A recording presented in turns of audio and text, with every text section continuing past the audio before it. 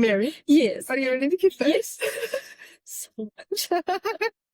Okay, what's your business? Touch of Sun. And it's spray tan? It is spray tans. I do spray tans and teeth whitening. And then 2 years ago, I took over but the space I was renting from a friend, she decided to downsize. So now I have a beauty lounge. Nice. And how did you get into all that? Besides, So when I was 18, I graduated high school. I wanted to go to California. That's a different story. But I couldn't. My parents wouldn't let me the first year. So I started working at a salon. So okay. with the end goal of going to California. And my 18-year-old brain was like, people tan in California. That's like a sure foot in the door for a job. Yeah. So let's work here and then go there. So I did that. And then I moved back. I got rehired on at the tanning salon I initially was working at here. And then I moved to a bigger tanning salon. And then got out of that. And then my boyfriend at the time, now husband, after a few years dating and seeming not happy doing what I was doing, he was like, "Well, I make you happy." I said, "They have business." And he's like, "Well, you're really good with like the tanning salon. Would you want to do that?" And I said, "Yes, but not in a tanning salon because I don't want to deal with like all of the, I guess, state regulation stuff with all of that." He was like, "Well, what about spray tans? They taught you about to do that." And at that time, I feel like spray tans weren't super busy or popular in Boise, let alone mobile ones. So that's how that started. So that started in, I think I officially got like my business in 2013. And at that time, because I didn't know what I was doing, it was spray tans by Maire and then Touch of Sun Mobile Airbrush Tanning LLC. So it's the longest thing ever. So now I still have that business name, but I do business as Touch of Sun. That's awesome.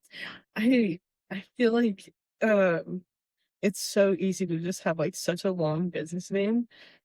They don't teach you. They don't tell you like, and I was self-taught on all of it because spray tans are not regulated in Idaho. So you don't have to go to cosmetology school. You don't have to go to esthetician school for it. I'm starting to think you should. I think there's a good handful of us that should be grandfathered in, but I definitely think it should be regulated. But with that being said, again, I was self-taught. So I was like, I don't know. I just went on idahogov.com and went down the rabbit hole and was like, oh crap, hope I do this right. I submitted everything. And now I'm like, why was my business name so long? I didn't need it. Yes. But let me change it. So going on the juicy side of things, why do you think it should be regulated? In the long run, and like when you actually really look at what you're doing in spray tanning, you're putting, and it's a chemical, you are putting chemical on the largest organ of people's bodies. It is not like going to Home Depot and picking out a shade and saying, that looks good, I'll use that one. And so a lot comes with that. And our bodies, everybody's body is different. And so there's a lot of other things that go with that. So there's hormones, there's if you have allergies, and then you have to start knowing about, if you have people that are on strict skincare regimens, the interactions of everything. And I'm really, how I do my business, I'm very, very big on ingredients. I jokingly say I'm like the black sheep in the industry where I just don't agree with a lot of things. And then working with estheticians throughout, realizing all of the different, things. And, if people use retinol, I'm going to tell them, don't use that. Like the first, like, don't use it 2 days before you see me, and don't use it until 5 days after. Or I get a lot of high school girls saying, "Are you on Accutane? Are you on any other, the ones with really big names I can't pronounce?" Yeah. um, because those will affect. I've had a girl where she was super sweet and tan went on beautifully. I had asked her, I was like, "Are you on anything?" And she's like, "No, no." And I was like, "Okay." And then she messages me the next day and she's like, so I put my acne medication on and I have these white spots." She literally bleached her skin off. Oh my And god. so I could see everywhere she had put it. I was like, "Oh God." I was like, "Well, come back in." I Yeah. don't know. I probably can't fix it, but I I work better if I can physically see what's going on versus like just photos. But with that, I think it's very accessible in Idaho to do spray tans, and I think there's just so much to it. Mm. I could go on for ages and ages about it, Yeah. but there's so much involved with it that I do think there needs to be some type of regulation. Is it Uh, regulated in other states? in some states, Oh. yes, as where you have to have your esthetician license. Mm.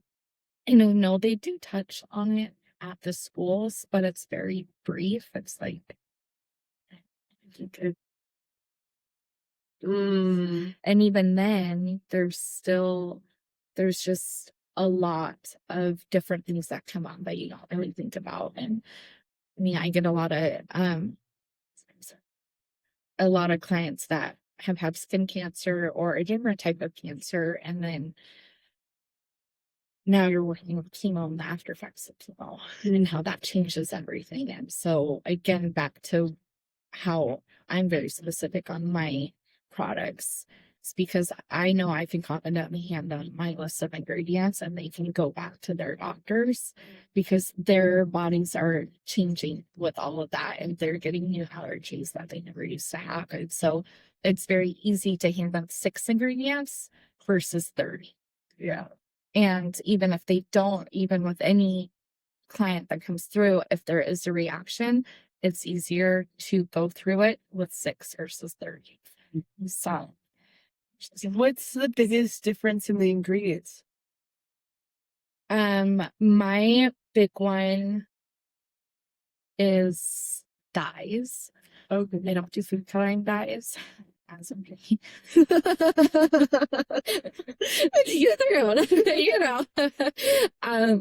I don't do food coloring dyes. And there's different things with the spray tan. So there's color theory, which is very important, but then there's also your Fitzpatrick skin scale. Yeah. I go off that because technically, if you get down to the nitty gritty of everything, DHA, which is the ingredient that tans you, is the only thing that tans you. So that percentage, we use that in correlation to your skin type. And it doesn't really matter, in my opinion. I'm going to attack. It doesn't matter what bronzer you have. I don't do the green base, violet base, all of that, because it's just like, I think the easiest way for me to explain it is it's like when we go to do concealer, and if you do a green one to counteract pink undertones, or you do the red to take away the dark spots, that's great. But as soon as you wash it off, they're still there. So mine, I add those bronzers in with the DHA. You go rinse. That bronzer's gone, but that DHA actually did a chemical reaction to your skin, which is why you're the tan. So That makes a lot of sense. And there's so much that goes into it that I had no idea. so much. But those are my big ones, are the the dyes and then preservatives. There's a lot that are not good. So there's like DMD and hydration, which is a formaldehyde reducer. Yeah, yeah. You're like, oh, there's so much. So I kind of giggle too when everyone's like, "Oh, soft tans are the healthy tan." I'm like, To an extent, everything in moderation, right? I mean, if we looked at everything and we're like, "Well, this will be this one," you would just end up.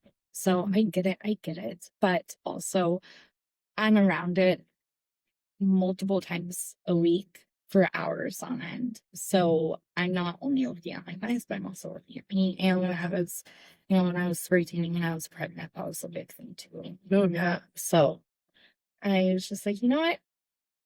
We're just gonna know it for now. So I think spray tanning at weddings has always been like a huge thing. Yeah. For somebody who, like a bride who's getting ready for her wedding and has never had a spray tan, obviously she should do it right before. But what time frame would be best for her? So if it's like a last minute thought, ideally, they can do, if they can go see someone 2 weeks prior to do a trial, then that gives you enough time to see it fully developed and also be able to get it completely off and then get, yeah, the color tone that you really want if you're a planner. As soon as you get engaged. Oh, okay.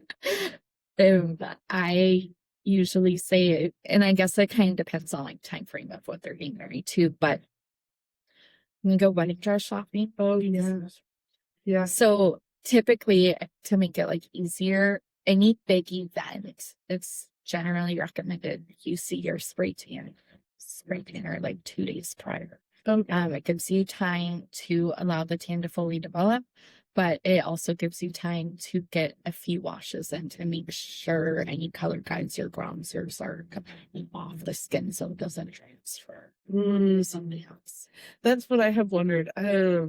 Like, because it would be best, obviously, to have a spray tan, but like, obviously, when you're going wedding dress shopping, you don't want it to like rub off. Yes. Yeah. So I've had some girls that they come like 2 days prior. And then another way to avoid that too is using a clear solution. So that doesn't have any bronzer in it at all. Is that like a sealant? Like, Nope. okay. It's because DHA, so again, the ingredient that tans is clear all on itself. Okay. So you can do your clear solutions that don't have that color guide or the bronzers. So color guide and bronzers are kind of same thing, because obviously if I'm spraying like a dark solution on you, I could see that go on you versus a clear. So that's my color guide. But it's also giving people kind of that instant gratification to get an idea, unless you're using certain solutions, that's like insane. And that's not but clear is a great option. However, that's also a tricky one too. And that's not every spray tanner is going to offer that because you do have to be extremely confident in your craft to use it. I didn't use them for the longest time because I like to see where it's going on too. But now because I've been doing it for so long, it's easy. So with the clear one, like I know that like spray tans like have a smell. Is that just the whole like talking about? So that can, and it's not always a bad smell. no. Everyone, it's all different. So I know what you're talking about because some people say they smell like waffles. Oh, I have other people say they smell awful. And other people are like, I can't explain it, but it's just like, it's that chemical tan smell. And that, again, has a lot to do with either the product that's being used on you. So some solutions use fragrance, which is great, but everyone has their own pheromones. And so what smells good on one person doesn't smell good on another, vice versa.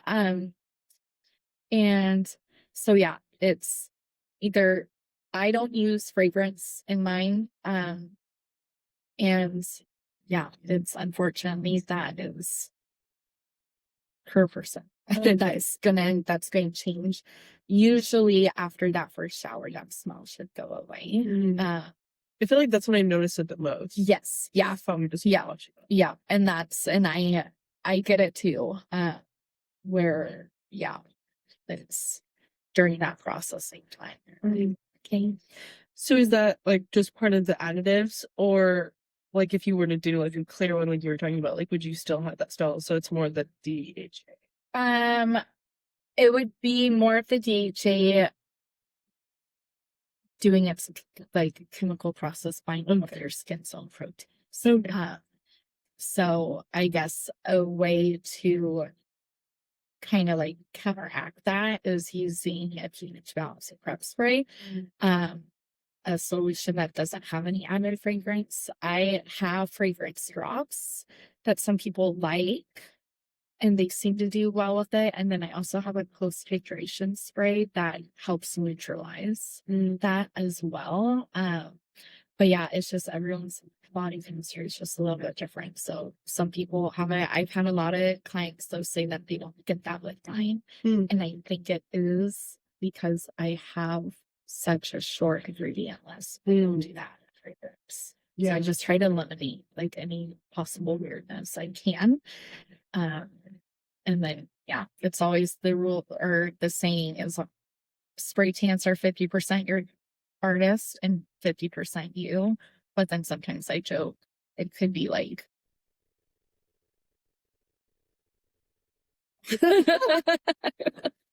Yeah.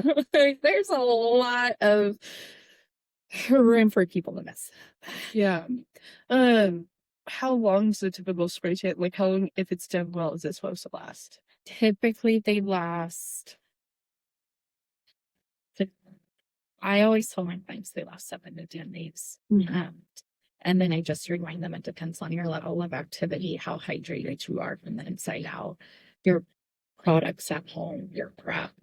And then, yeah, so that again is where it comes into a lot of it's up to them. Yeah.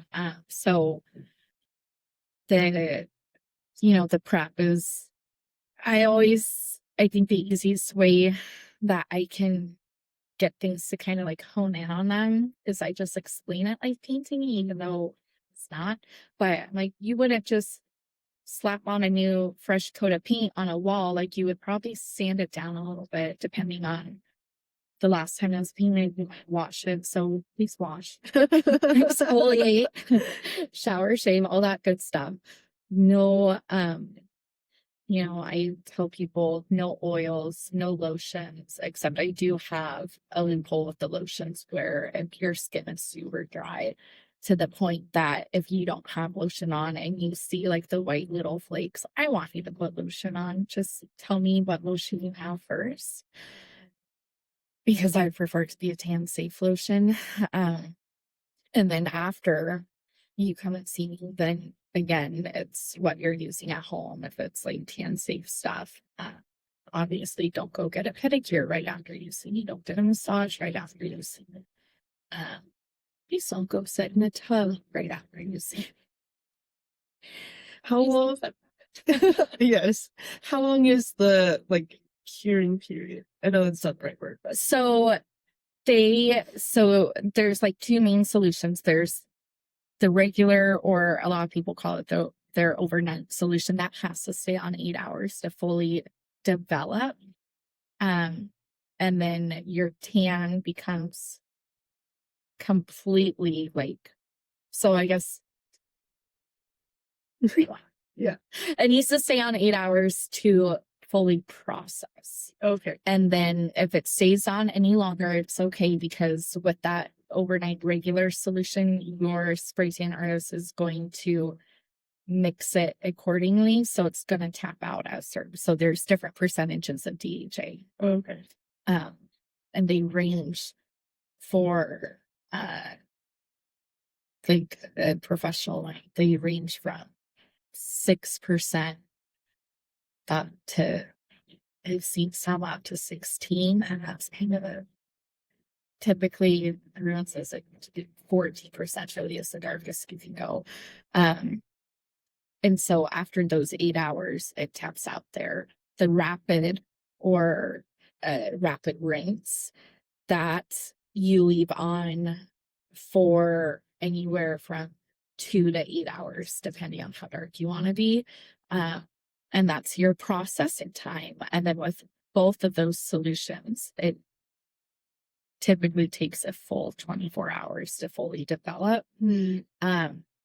If you're using a different solution that has, so there's DHA, which is the main ingredient, but there are some other ones that use rules, and that fully develops within like 72 hours, I think. That it doesn't really get used in a lot of solutions. So it's kind of like on the no-no list. But typically your spray tan is going to be fully developed within 24 hours. And then your processing is anywhere from 2 days.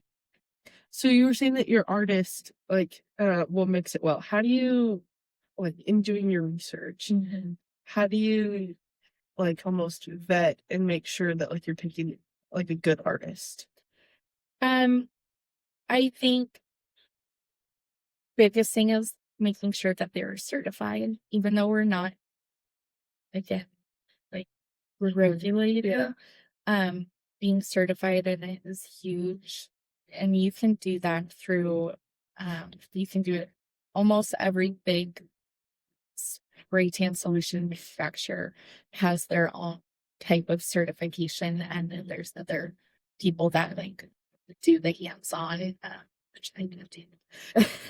What's the hands-on? So like the hands-on training. So you would just go to them and they would go over everything with you on it. So I guess it would just be you deciding what is important to you in your spray tan. Everyone's going to be different. Everyone's not going to be everyone's cup of tea. So, I would just see what's important to you, the type of tan you're wanting. And then typically every time you go in, especially for new clients, you have a consult. And so we'll go through like, what are your goals?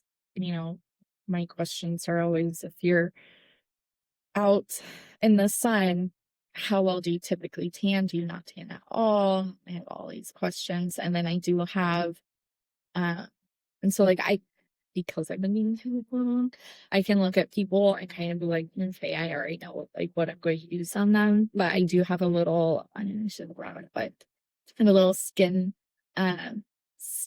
type analysis, little deeper. So we just press it on your skin and it has the 5 levels on the Fitzpatrick scale. And so we press it. I always go on the forearm and then the outside as well. So the side that doesn't see sun as often.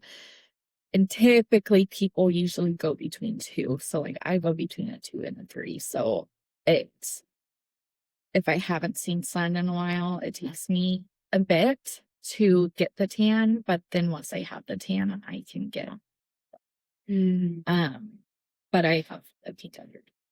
And so that there's like the undertones too. But I think it's just people need to kind of figure out what they want out of their tan, and then also just kind of know like, okay, is this for a vacation, or is it a special event? Special events, I would be a little more, I'd ask for portfolios or just start looking at their Instagrams. Vacations, usually everyone's like, I want to go dark. Because I was like, whatever, just go dark. Yeah. What are you looking for when you look at the portfolios? Orange. Oh.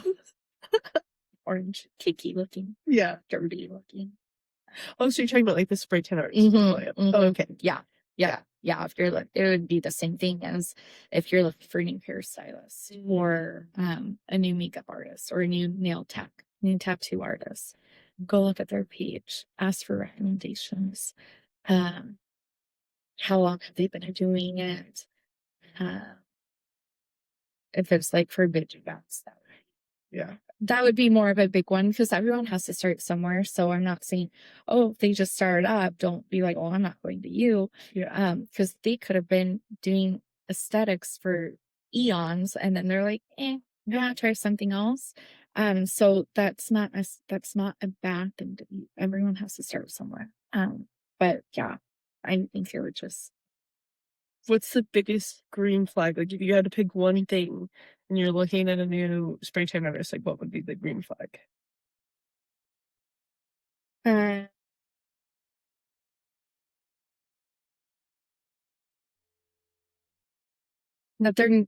that the photos that they're using are like legitimate photos, not stock photos, Oh. not just. And as I'm saying that, I'm going through my head. I don't have stock photos, but I don't post a lot of my clients' photos either. Mm. But yeah, I think making sure that they're legitimate photos that you're looking at. Yeah. And yeah, Why do you think that some spray tan artists use stock photos? they just don't have the if they're doing stock photos for like advertising, that's like one thing. But if everything is like that, I think either they don't have the photos from the clients, and it's hard. It's a kind of awkward thing for us to be like, hey, some photo view. Yeah. It's different. I don't know. I feel like a lot of clients kind of forget about us too. Mhm. So, especially like with weddings, they tag the makeup artist, they tag the photographer, Yeah. they tag everybody. I've seen even with linen companies tag. No mention this. I'm like, you guys. Yeah, it's hard. I think and also like I know some of my photos have been the immediately like right after I've tanned them. It's just the tan line because everyone loves a good tan line photo.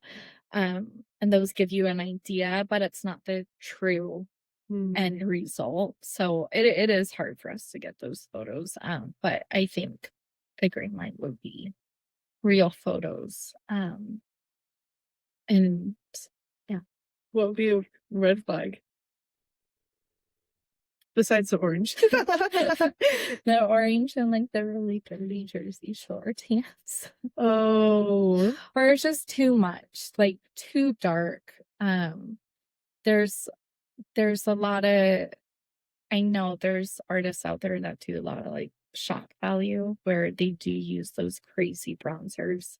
I personally would never send my clients out like that, because that is very terrifying when you walk in extremely pale and then you are tan in a solution that has such thick, heavy bronzers, and you literally look like a different ethnicity, and you are just being told, oh, just trust the process, you'll look great in the morning. There's no way.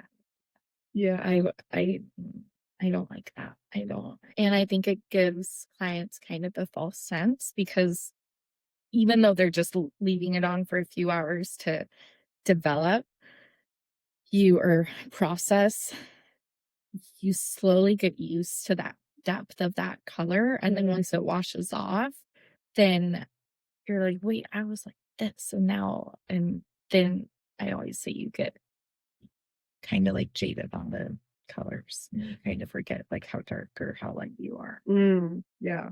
So, from my understanding, the main point of the bronzer is for guidance for you, and then for kind of like an instant gratification. Yeah. And so there's no point to really go that dark. Okay. I don't think so. Again, I'm probably gonna get a lot of hate for that one. But it is the hill I'm gonna die on. Bronzers do not matter. And I'm going to get death threats. Bronzers do not matter. But Yeah. that's again, some people are taught one way, and I think it's kind of a standpoint of, and I've seen this with other brands where they had gone on and had said bronzers do not matter, and then they started producing like their own solutions and everything, and then all of a sudden they have all these bronzers. I'm like, it's a marketing ploy, because why would a company like only make one solution, but when they could make 5 different ones and tell you need all 5 different ones, so now they're gonna make more money off of you, when really those bronzers aren't, they're not going to stain your skin. What do you what's a pricing line that the industry has normalized? A pricing line for spray tans? I don't think there is a normal, but I can tell you everyone will come at you if you're offering $20 tans. So above $20 is normal. I think in the Valley, typical is between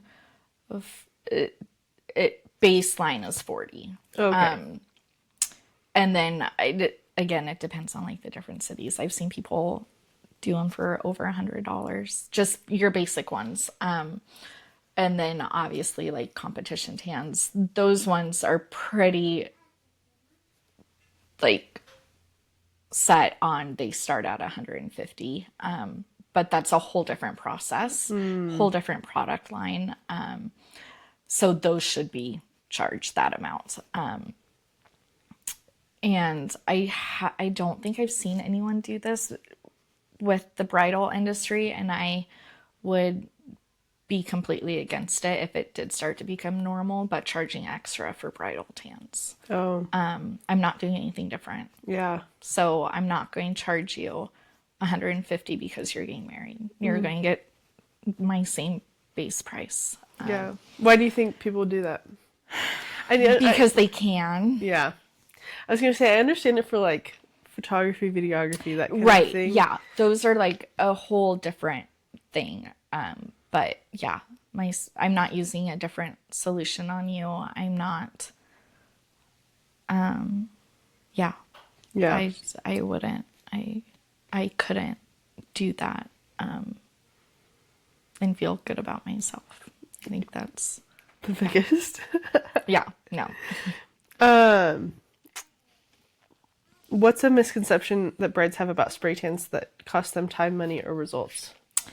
That they're going to be orange, that they don't need one, and that their photographer can edit a tan on them. Do you know how hard that is? And to do it consistently? I know, but I've had people come that are like, oh, my photographer said I don't need one. I'm like, it's because they don't know how to edit you with one on. Oh. And they're like, yeah. oh, I'm probably going to get Yeah. some hate on that one too. But So with that, if a bride's getting a spray tan, do you also recommend that the groom does? Because you are standing next to each other. I do ask.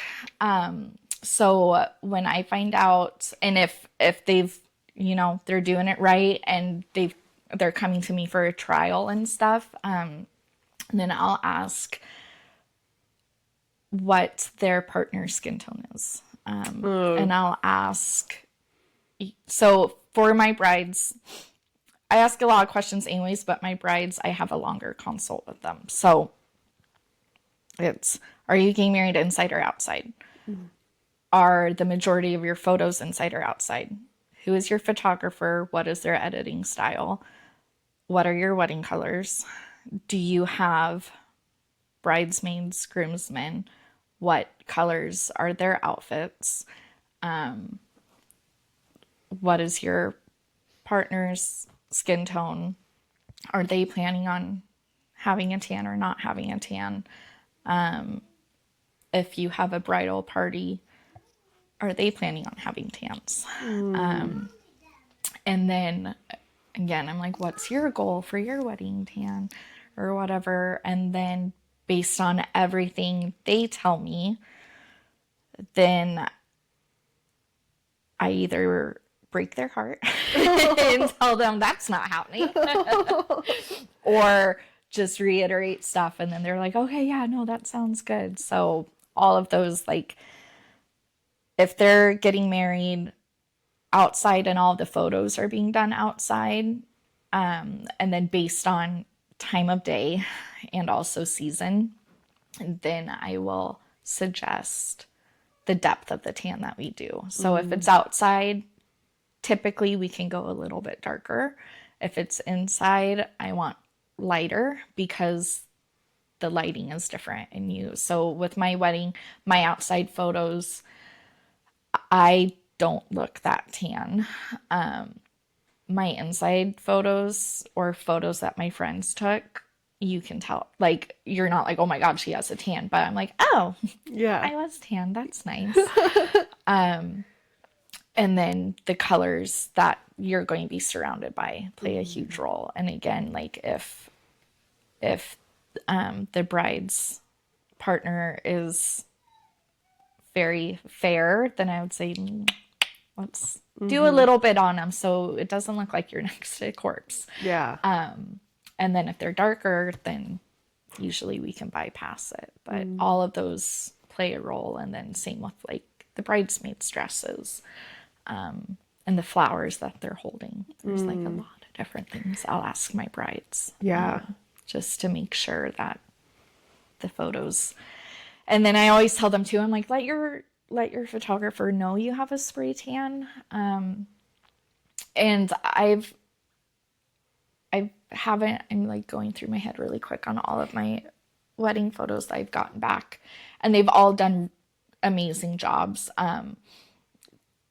And that I think also goes with them doing their research on their photographers. Because I've had photographers starting off that have done like headshots for me or whatever, and I'd have a spray tan, obviously, and they would send me them, and I was like, I look orange in that, and I know for a fact I'm not. Can you readjust? And they're like, oh yeah, I didn't think about that. And then they tweak it a little bit. I'm like, there we go. Yeah. And then that helped them, because then they're like, oh, so I just tell my brides, I'm like, just let them know that you have a spray tan, and then just to kind of keep that in mind when they're editing. Just so it's kind of in the back of their head, like, okay, especially if they do more of a romantic or like warm lighting, that's all great, but there's a fine balance. Yeah. So that you don't make the bride orange. Well, and it's so easy to just like, it's on a slider, and so like it's just easy to just like. So I'm surprised they even just sent that to you. Yeah, I'm like, just Yeah. come on. Oh, it's so weird. Yeah. Okay, what's the wildest request you've ever gotten that you actually said yes to? Oh, when I first started, I had a client that wanted to be really dark because she was going boating, and I was like, okay. So instead of like upping the percentage, I just did like multiple coats on her, and she was stoked on it. And I'm pretty sure it was awful, like at the end, like the next day. But because she was like on the phone with her friend, she's like, yeah, girl, she'll make you as dark as you want. Like, she'll make you black. And I'm like, and I'm pretty sure it just looked muddy the next day. Did she care? I don't think so. Like, she never said anything? Yeah, and also she was the type of person that wanted like the jersey look. So. Oh. Yeah. I don't really... That was back when that was like, you know, so I started my business in 2013. So that was still like, Jersey Shore was still pretty popular. Oh, yeah. They're like in like their prime. Yeah. So. I was going to say, I don't really feel like most people, like, at least in Idaho, are wanting that kind of... I don't think so anymore. That was, yeah. I think we're slowly like getting away from that, which is really great, and people are starting to see it more as skincare, and just how you can use it for different results. And, Are there any, because like I've noticed that the trend of makeup is now including skincare, and I'm like, well, why didn't you do that from the start? 'Cause that's so smart. Yeah. Are there any like spray tan solutions that are leaning more towards that? And there's a lot. So they'll have like the hyaluronic acid in it, skin firming, anti-aging properties. A lot of them have like white tea or green tea, caffeine, good seed. That doesn't always sound right, but good seed oils. just a lot of hydration things, because the spray tan does dry out your skin. So then we try to like counteract with that as well. So yeah, it is starting to get, adding more stuff into it to help with that. So with the hydration side of things, for somebody who tends to be more dry, like you were saying, like that actually, is it, I don't feel like just lotion like does enough. Like how would you prep, and like how long would you prep for? So I usually tell people, if they are super, super dry, to use a exfoliating mitt or a dry brush, and to start, especially if it's like for, like a big event or whatever, to start like a week before you see me. And it's more of, because I don't want them disrupting their skin barrier and making it worse.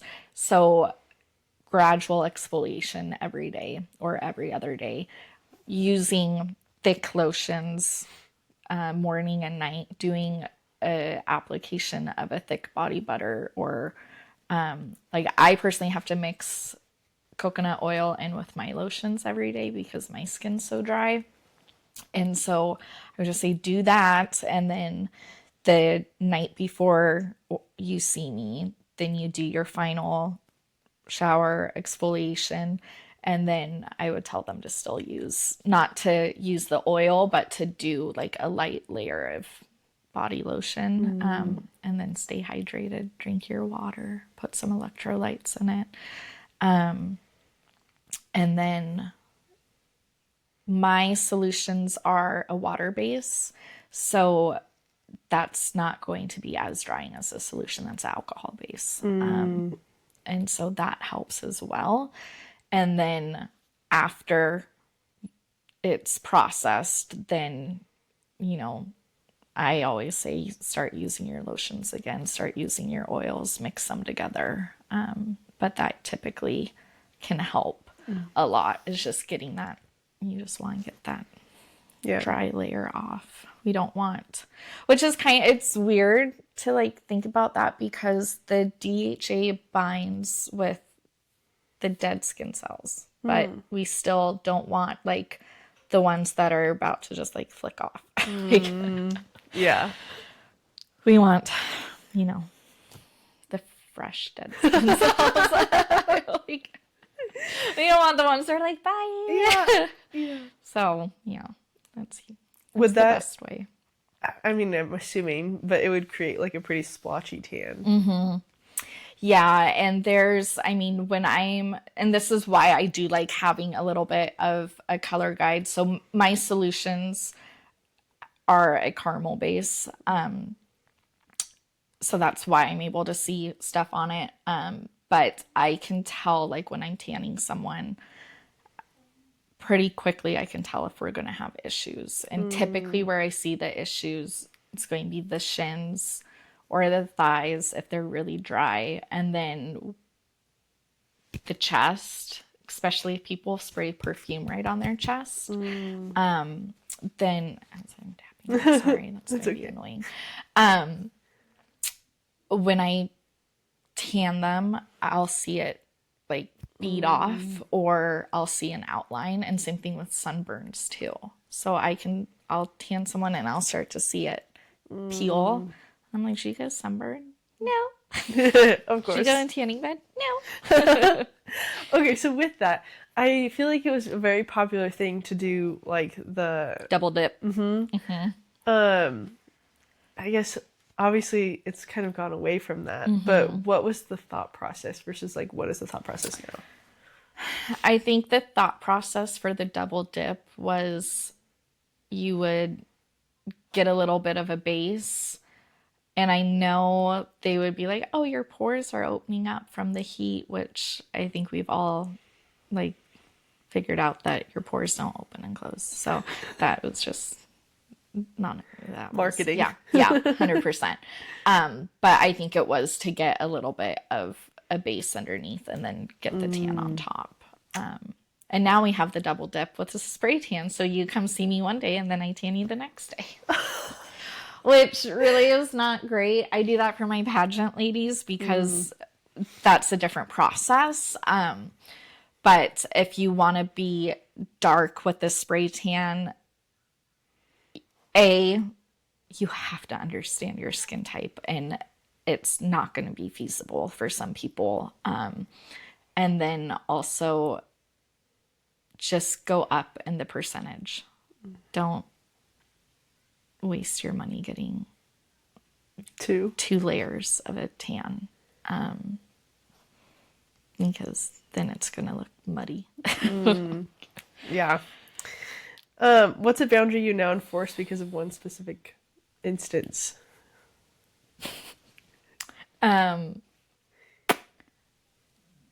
My male clients have to wear bottoms at some point. Yeah.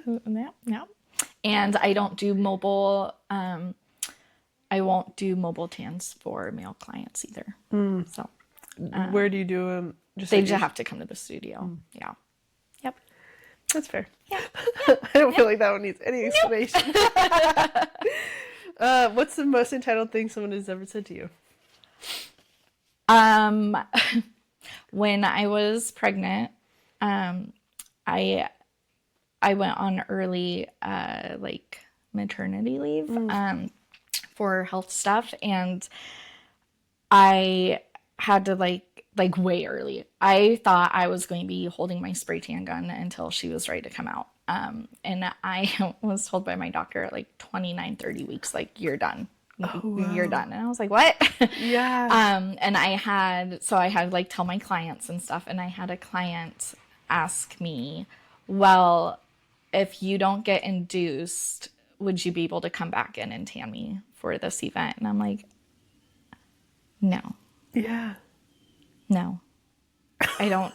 And then she tried to tell me that my doctor didn't know like what she was talking about because she was a nurse and I would be fine, which luckily I was. Like, everything relatively was fine. But we had to take those precautions to like make sure that we could be as fine as we could be. Right. Well, like, your doctor's So seeing like your whole like your health history, like the whole picture. Like, she's only getting a glimpse. And that too also goes to like what I tell my clients, or in like, there's all these spray tan forum groups, and you know, people will be like, what do you do if you tan? Like, is it safe to spray tan a client that's pregnant? And a lot of people will just comment, yes, yes, yes. And then I give like a long one. And I'm like, yes, to an extent, but you need to respect that the doctor knows them better and we don't know what they're going through. And they may be high risk to an extent that the doctor's like, I don't want any new foreign things like happening. And there are safety precautions that I do require for my clients that are pregnant as well. So that's just, I mean, I make sure I have 2 ventilation fans, but I make sure those are on full blast. They have to wear bottoms of some kind. They have to wear nose filters. And then I do have a disposable, like, little mouth filter that they can have if they want. And then I just really pay attention to them when I'm tanning them. If I see their knees start to buckle, I pull back, check in with them again. I'm like, you doing okay? They're like, oh yeah, I'm just adjusting or whatever, because I don't want them to pass out. Yeah. But yeah, that would be. Well, then it goes back to the ingredients list. Yes. Like, it's very important to know, because like you said, it's your largest organ. Like, it's important to know what you're putting on, breathing in. Yeah. And so, yeah, there's just, but yeah, that was my most insane one, was them telling me my doctor didn't know what she was talking about. And it was. Well, I'm sure you didn't give her your whole life story. So it's like, you're not going to know everything. No. And like, at that time, that was when I was still renting from my friend that I absorbed the building. So at that time, my room was downstairs. So I was going up and down the stairs, and then you're moving up and down tanning. So that was like my big thing was I had gone to the doctor after one of my work days and my blood pressure was like up. And she's like, what are you doing? She's like, are you giving yourself breaks? Or are you resting? Or are you doing what? I was like, no, I'm trying to make money before my baby comes. So she was like, hey, well, guess what? You earned your spot on the couch. You're done. But yeah, there's a lot of people are just events just bring out the best in people. Yes. Yes. Okay, what's the easiest way a bride can ruin her tan without realizing it?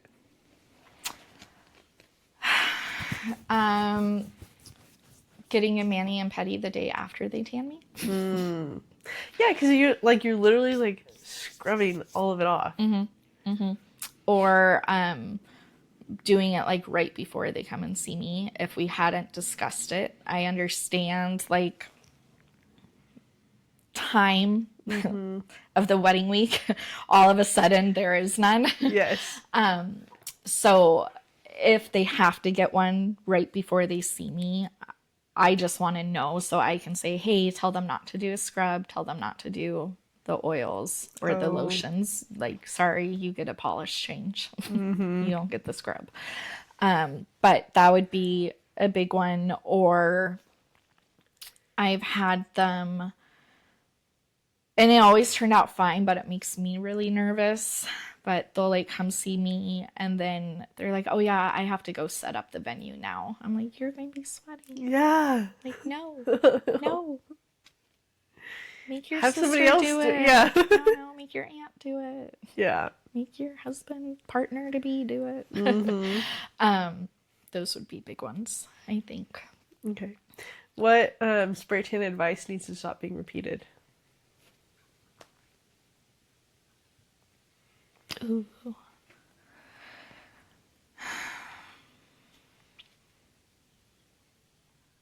Using lots of barrier cream.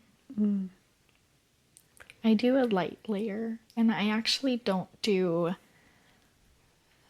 like the thick anymore. That was always a big thing, was like doing like caking it on. So like you had like all the lotion visibly on. Yeah, I don't think it's necessary. And I think it actually can cause issues because a lot of clients aren't thinking, and then I turn them around to tan them and they had itched the back of their leg and now they have a glob of lotion. I'm like, cool. Yeah. Yeah. Yeah. How do you set boundaries without sounding rude or losing a client? I'm still working. I try to have everything like set up to where it's like they know. So they book with me. I have my cancellation policy. And it's like if they cancel last minute or whatever, I get life happens, but I also have a business to run. I have my own family. I have my own bills. And so I, every now and then, like, I'll let it slide. But now I'm just getting, what's nice is my booking app, if they no show or late cancel, I can cancel it. And then I just slide the, charge the cancellation fee. Yeah. And I just go, and I wait to get like a nasty text or whatever. Well, that's but I have it all throughout where I'm like, dude, this is how it is. And yeah. I'm sorry. And I think also with spray tan artists, I feel like we get taken advantage of a lot. So by that, I mean, you would never call your hairdresser and say, oh my God, I totally forgot. Could you get me in today? No, they're booked weeks out. Yes, it's easy for us to squeeze people in, but also like at what cost? And now I have like after hour fees because before my daughter, sure, you like whenever I would go. But now, like, you know, she's 4, so bedtime, if she's been at preschool all day and then I come home and then I'm like, oh wait, somebody wants a tan tonight, even though I was already there. Now she's like, no, Yeah. you don't get to leave, mom. Yeah. And so I'll have that option, but it definitely is not going to be a last minute one. Like, oh, you want to come in on a Wednesday when I don't typically work? That's fine, but I am going to charge you an after hours fee because that is my day that I have my daughter home with me. Or it is my off day. Yeah. And I don't have to explain that to you. That's not No. that's not my typical work day, and you want me to come in, cool, I'm happy to do it, but you need to pay me extra for it. Yeah. So I think just having all of it out there so that I can just reiterate to them when they do try to cross those boundaries where it's like, okay, well, you saw it, this is what it is, here it is. Right. And luckily I've been getting a lot of really amazing clients that are understanding of that, and I haven't even had to bring it up where like I'll have them call, they're like, oh my god, something came up, I can't make it, I understand, you're gonna have to charge me, I'll book with you like next week or whatever. I'm like, cool. And I always tell them, like, thank you so much for being understanding of my policies. Yeah. Or I've had them where they're like, I wasn't going to get a tan for this event, but I really want one and I want you to do it. I understand, like, I'm totally willing to pay an after hours fee or whatever. If you can't do it, I get it. Do you have somebody you recommend? So that's nice seeing that come around, because in the past it wasn't like that at all. Yeah. So What do you think the biggest difference is? Just like the communication of it, or? probably. Okay. Yeah, and just being open with all of it. And like I said, I have it everywhere. Yeah. It's all over my website. When they book, they do have to put a card down, and it has the cancellation policy there. I don't charge the card. Sometimes that bites me in the butt because you can put in something that's not valid. Oh. And then I have to send an invoice. And then typically when it comes to me having to send an invoice, I know I'm not going to see that money. And it is what it is. And I think too, like, those clients don't understand like how the rest of my day was. So to them, they're like, oh, it's just one tan, whatever. They don't know I could have had 3 cancellations that day. Yeah. So now that went from me expecting such revenue to now it's non-existent. And had I not had those policies in place, that would be completely gone. Yeah. And that could be really detrimental. So kind of going off of that, what did you have to unlearn in order to become profitable? not to always be a people pleaser. Yeah. And also, I think like staying in your lane, and just, I tend to, because when I started, there was like, it was me and like one other lady, and now there's everyone, which is great. But it can be intimidating, even when you've been doing it for so long. And just seeing, right, like Instagram's everyone's highlight reel, right? So of course every business is going to show you like the best of the best. And so it's just having to like learn, okay, we can obviously like support each other and everything, but not get intimidated by that as well, because I think when we do, then we start to slack in our what we know works for us, and everyone's going to have their own clientele. There's plenty to go around. Not one person can be the downfall of your business. I don't think anybody in Idaho has that much pull to No. to completely ruin someone's business. And yeah, I think just really sticking to boundaries, not trying to please everybody, but then also kind of staying in my own lane. Just keep those blinders on. What's one sentence of real advice that every couple needs to hear? Ooh. Like for the wedding day or just like in general? I think in general.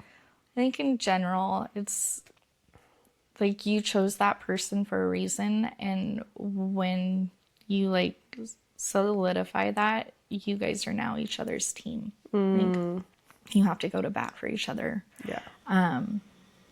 And yeah, they're number one. You guys are number one now. Yes.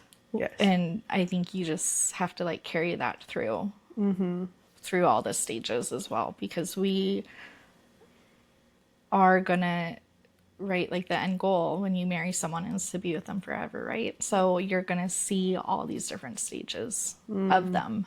And you just have to learn to fall in love with all those stages. Well, and like you're gonna have new families now, and like you have to have each other's back. Yes. Yes. Oh my gosh, yes.